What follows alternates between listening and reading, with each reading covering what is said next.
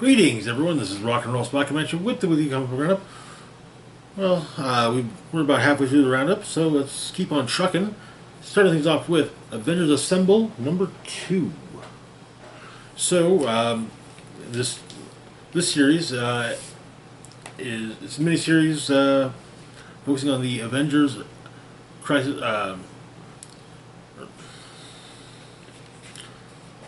The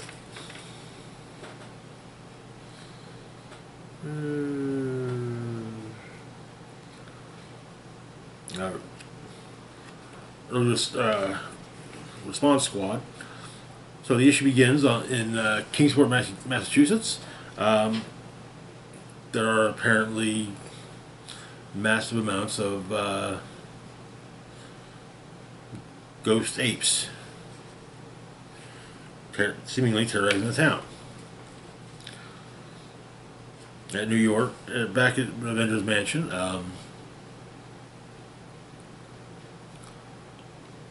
Hawkeye is telling Cap he will happily take as many watch shifts as Cap wants him to, and so long as Jarvis is making his ginger cakes. But Night Thrasher gives Captain America his jacket and tells them what all they do, and Hercules is on monitor duty and explains that there's a crisis calls.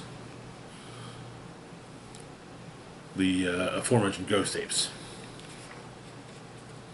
And so, Hawkeye, Hercules, and Captain America and Night Thrasher head out. Apparently, the apes are seems to be the spectral apes appear to be giving off cosmic radiation.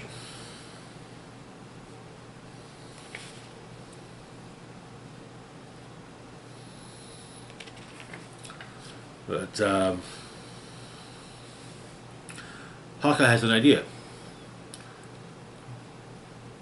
The apes seem to be trying to communicate. And apparently, Hawkeye tried learning sign language, but it didn't work. However,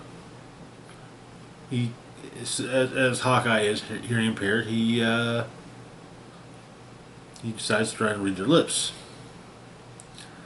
And with an assist from Hercules, he's able to deduce that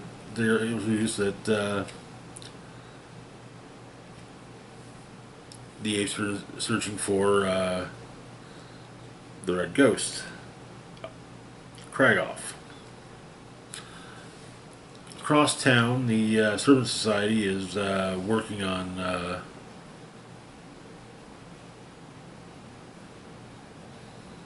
their plans in a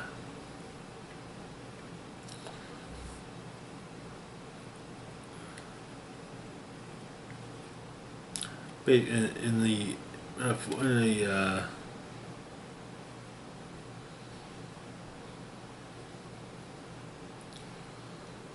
an embalmer, the home of a former embalmer.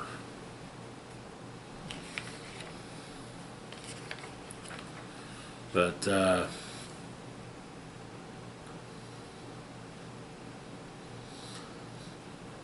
Avengers managed to discover that Kragoff, the Red Ghost, bought a house in Kingsport and figured that's where they can try to find him. Avengers Mansion, Wasp is talking with with Lightspeed. Apparently, Wasp has long been Lightspeed's hero, but and, she kind of like would like to wants to be like Janet, but Janet tells hey, be yourself. That's the important thing. No compromises. That's how that's how she can be like Wasp. Nice little pep talk. But the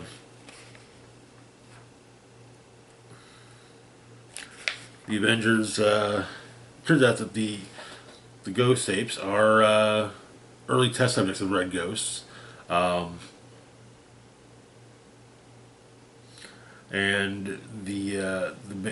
Hercules' mace, which is made out of mantine, can absorb and disperse the energies of the ghosts. It may work to unchain them and bring them peace. At Avengers Mansion, Shang-Chi and Lightning are watching an old buddy cop movie starring Simon Williams, and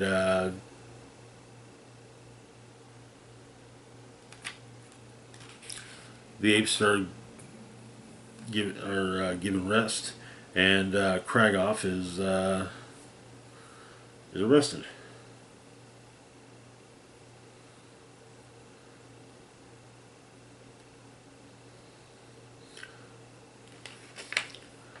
And the issue ends with in Texas. Apparently, someone is training their kid how to be a vampire hunter, Slayer.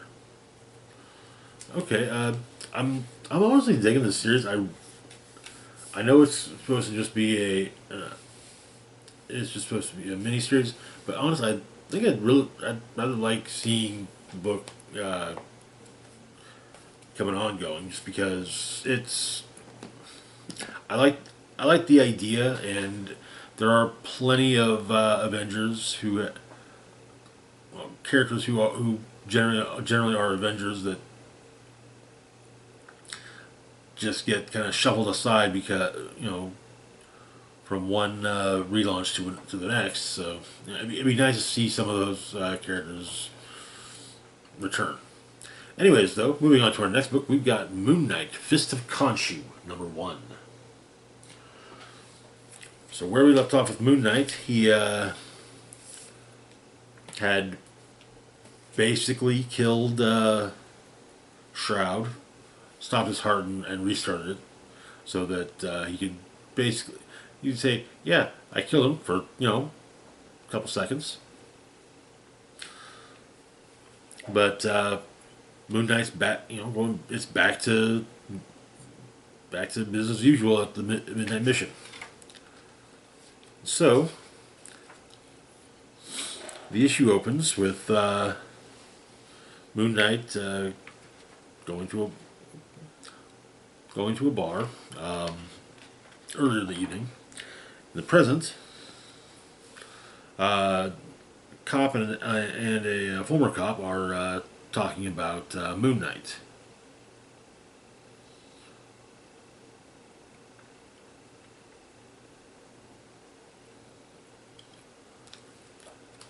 But the current certain things are mentioned, like the Thunderbolts managed to take down, former Mayor Fisk's Thunderbolts managed to take Moon Knight down, and it's like not really.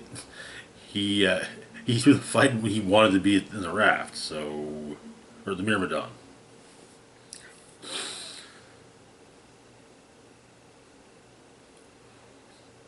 But Flint, the former cop, explains that Moon Knight is a force of nature, like a hurricane, and you get out of with a hurricane, you get out of the way and sweep up the broken glass after it's moved on. But this current cop who's working the superhero beat, she thinks that's a load of bullshit. But turns out that, and also it kind of seems to her that Moon Knight's a cult leader. He's got a teenage girl, a vampire. Guy they call a soldier, dozen priors, also a vampire. Hunter's Moon, some kind of moon cultist guru.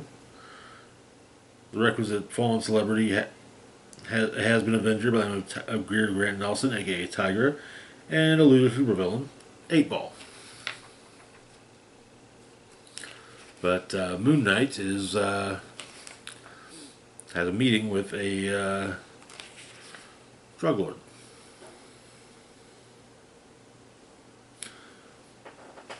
Achilles Fairchild. And so, they talk. It turns out that Fairchild is dealing a drug called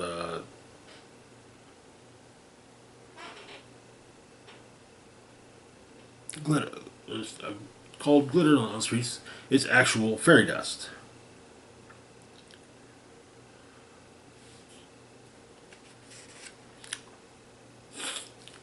And Moon Knight's been trying to get it off the streets. But Fairchild asks Moon Knight what his poison is. Violence. And turns out that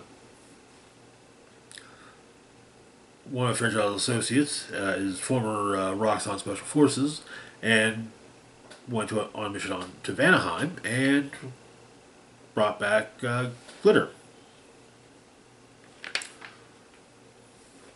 But the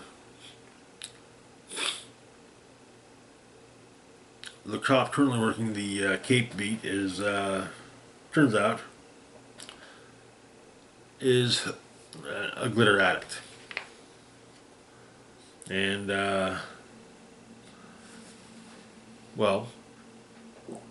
in exchange for glitter, at least at a discount, if not free, Fairchild wants his Moon Knight problem taken care of. That is where the issue ends. Interesting. The concept of law enforcement seeing Moon Knight potentially as a cult leader, it makes sense.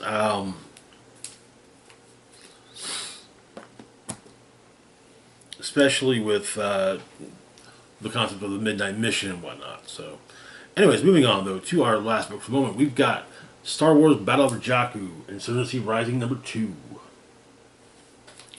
So, where we left off,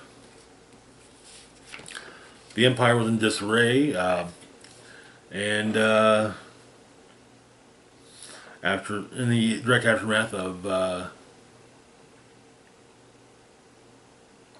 Battle of Endor, and how various players are vying for to keep the Empire going, most notably Moff Adelhard.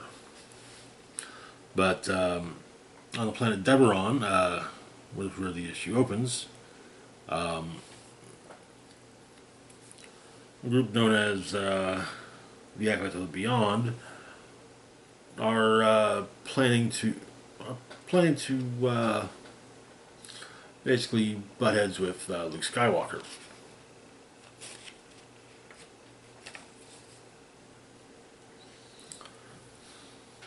And so, on the Superstars for Ravager,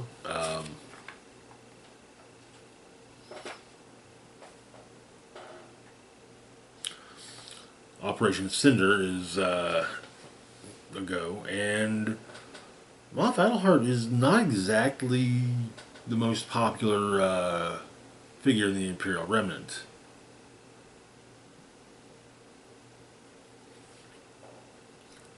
But of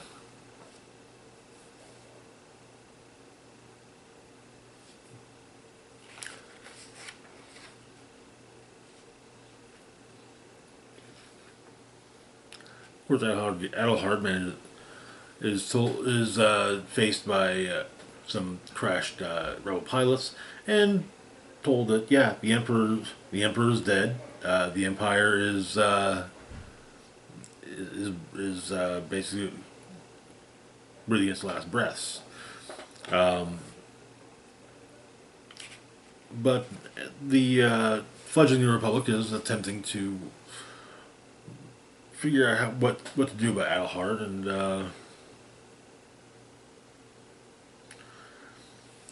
Leia decides that a team must be built, people that they can trust. Be sent into the NOF sector with clear orders, assess the situation, try to help if needed, engage Adelhard, or die trying.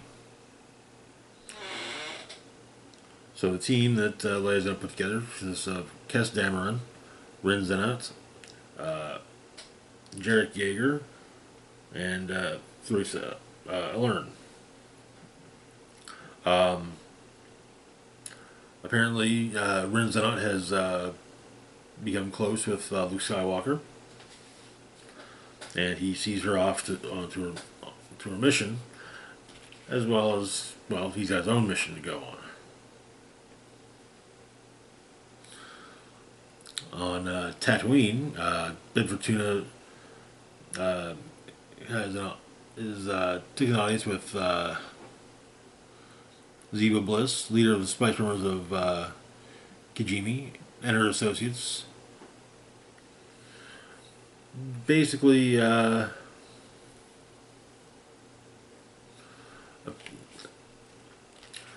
Zev suggests that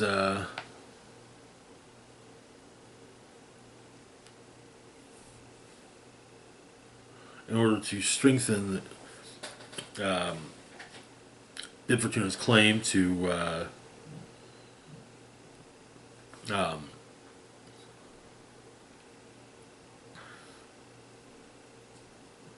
Tatooine,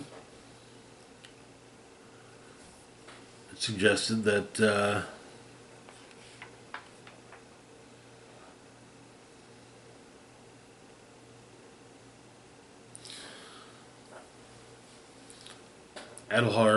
that Spice Runners, as well as Jabba's forces, aid Adelhard. But basically to foment chaos, because it serves the Spice Runners to foment chaos. Uncertainty helps them. But apparently they have plans to consolidate the underworld, and so Luke arrives on the planet Pilio, utilizing a compass, and is faced by and meets the acolytes of Beyond.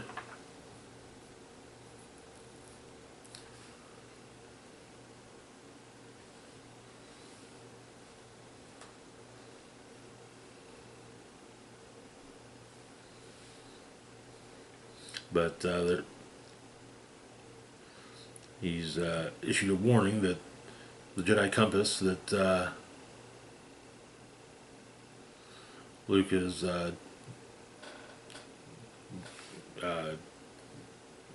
discovered will be of little use to him when the dark side overtakes them all. And at the NOF sector, the New Republic strike team has come upon or has become surrounded by a small fleet, the Spice Runners. And that is where the issue ends. Interesting.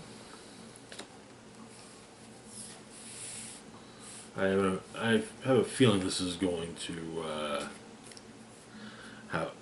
I mean, it's pretty certain how things are going to end, but there are some the details aren't entirely clear at the moment. Anyways, that's gonna do it for now. As always, feel free to like, share, and subscribe.